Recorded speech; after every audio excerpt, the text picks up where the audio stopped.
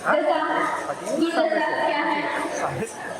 इसका साफ संकेत मानव संसाधन की उस रिपोर्ट से मिलता है जो इसी हफ्ते संसद में पेश की गई है। इस रिपोर्ट के मुताबिक आज भी देश में 1 लाख से ज्यादा ऐसे सरकारी स्कूल हैं जो एक अकेले शिक्षक के द्वारा चलाया जा रहा है। ऐसा नहीं है जहाँ इकलौते शिक्षक वाले ऐसे स्कूल ना हो। यहाँ तक कि राजधानी दिल्ली में भी ऐसे 13 स्कूल बताए गए हैं। सोचा जा सकता है कि इन प्राथमिक और माध्यमिक स्कूलों में एक अकेला शिक्षक कितना और कैसे सबको पढ़ा सकते हैं। और बस मैं इतना ही कहना चाहती हूँ और सरकार से मुझे ये निवेदन है कि ग्रामीण इलाकों में भी शिक्षा पहुँचाए। धन्यवाद। उपस्थित विद्वज्जन, पत्रकार बंधु एवं मेरे साथ आप सबके सामने शिक्षा की दुर्दशा पर अपने विचारों को व्यक्त कर सकता हूँ। आज मैं बहुत दुखी हूँ शिक्षा की इस स्थिति को गिरते हुए देख। सबसे पहले तो हमें समझना पड़ेगा, जानना पड़ेगा कि शिक्षा की वास्तविक अर्थ क्या है। तो शिक्षा का वास्तविक अर्थ है कुछ सीख कर अपने आप को पूर्ण बनाना, अपने आप को योग्य बनाना। इसी दृष्टि से शिक्षा को मानव जीवन का आँख भी कहा जाता है। वह आँख जो मनुष्य को सही दृष्टि प्रदान कर उसे इस योग्य बनाती है कि वह सही गलत भला बुरा सोच कर समस्त प्रगतिशील कार्य कर सके, उचित मानवीय जीवन जी सके, उसमें सूझबूझ का विकास हो, कार्य क्षमताएं बढ़े, सोई शक्तियां जगाकर अपने राष्ट्र के साथ साथ अपने राष्ट्र के लिए प्रगतिशील कार्य करने के सामर्थ्य हो। पर क्या आज के विद्यार्थी जिस प्रकार की शिक्षा पा रहा, जिस प्रकार की शिक्षा प्रणाली जारी है, क्या वो यह सब पाने में सामर्थ्य है? उत्तर निश्चित ही नहीं।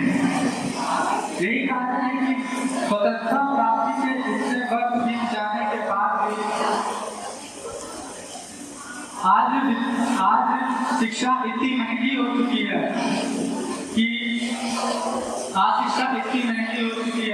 कि आम व्यक्ति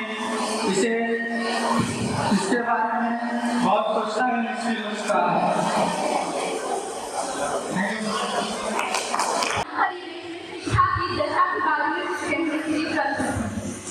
मानव जीवन में शिक्षा का विशेष महत्व है। शिक्षा वह आभूषण है जो मानव जीवन को सभ्य बनाता है। बिना शिक्षा के मानव जीवन पतित माना जाता है। किंतु वर्तमान में मानव की शिक्षा करने लोग चांद की ऊंचाई पर पहुंच जा रहे हैं, परंतु जड़ झुकी जा रही है। अतिथि बेहोश है। यह बात मतलब चिंतित और इस बात को धीरे-धीरे भूलते जाने की महत्वता है। पुराने समय में जब घर में अतिथि आते थे, सारा परिवार उनके आदर सत्कार में जाता था। किंतु अब अगर घर पर बताओ कि आप लोगों को समझ जाओ और बिना बताए आदर नीले चेहरे से बोलने से नहीं करता। इसी प्रकार वर्तमान शिक्षा प्रणाली की कुछ बुराइयां हैं। वर्तमान में बड़े-बड़े परिवार अब विभाजित होते जा रहे हैं और अलग होकर रहे हैं, जिस कारण बच्चों को जो नैतिक शिक्षा अपने दादा दादी नाना नानी की कहानियों से मिली थी, वे बच्चे अब इंटरनेट साथ में लगे हुए हैं और उनसे मानवीय शिक्षा प्राप्त करने की उम्मीद करना बेमानी है।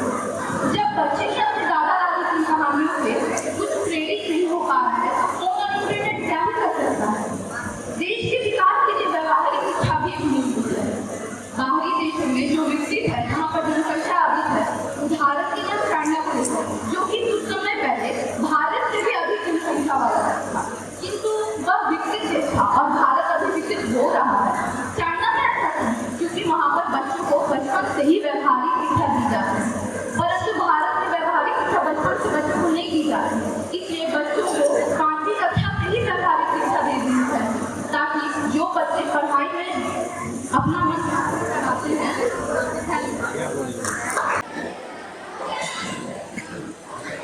यहाँ उपस्थित सभी महाशयों तथा मेरे साथियों का स्वागत है। मैं शांति कक्षा छात्री का छात्र हूँ।